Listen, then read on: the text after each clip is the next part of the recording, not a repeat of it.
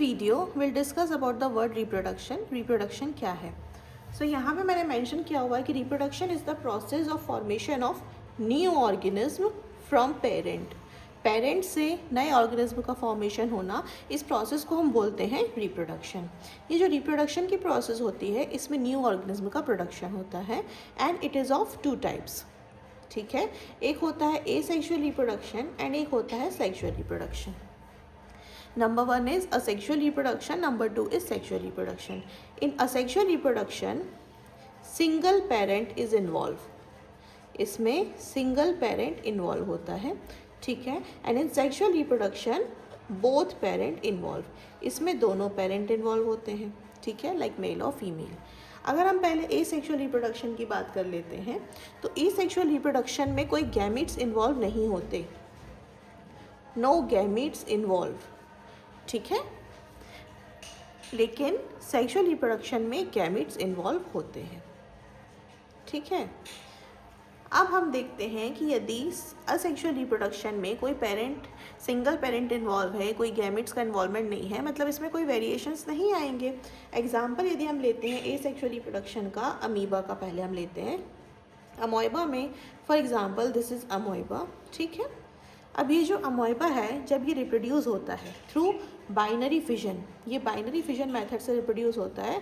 That means ये अपने आप को दो में डिवाइड कर लेता है, और ये जो दोनों होते हैं, दो इसके जो न्यू ऑर्गेनिज्म फॉर्म हुए हैं, ये उसके एग्जैक्ट कॉपी रहेंगे पेरेंट के, ठीक है. अमोइबा रिप्रोड्यूस थ्रू बाइनरी फिजन, और इसमें कोई वेरिएशन नहीं होगा, नो वेरिएशन, क्योंकि इसमें ना गैमीट इन्वॉल्व है, एग्जैक्ट कॉपी फॉर्म हो रहा है, ठीक है. सिमिलरली यदि हम ईस्ट की बात करते हैं, तो जो ईस्ट होगा ना, इसमें एक बड फॉर्म हो जाता है ये, और ये जो बड होता है फिर ये डिटैच होके पेरेंट बॉडी से ये अपना फुली ग्रो होने लगता है, ठीक है. इस प्रोसेस को हम बोलते हैं बडिंग. ईस्ट रिप्रोड्यूस होता है थ्रू बडिंग. इसमें भी कोई गैमीट इन्वॉल्व नहीं है, तो इसमें भी कोई वेरिएशंस नहीं होंगे, ये भी एग्जैक्ट कॉपी बनेगा. लेकिन वहीं हम यदि सेक्सुअल रिप्रोडक्शन की बात करते हैं, तो सेक्सुअल रिप्रोडक्शन में एग्जांपल्स है ह्यूमंस या फिर एनिमल्स, किसी का भी हम एग्जांपल ले लें. अगर हम ह्यूमंस की बात करते हैं, तो इसमें मेल गैमीट होगा एंड फीमेल गैमीट होगा, ठीक है. मेल गैमीट जैसे कि स्पर्म, फीमेल गैमीट जैसे कि ओवम.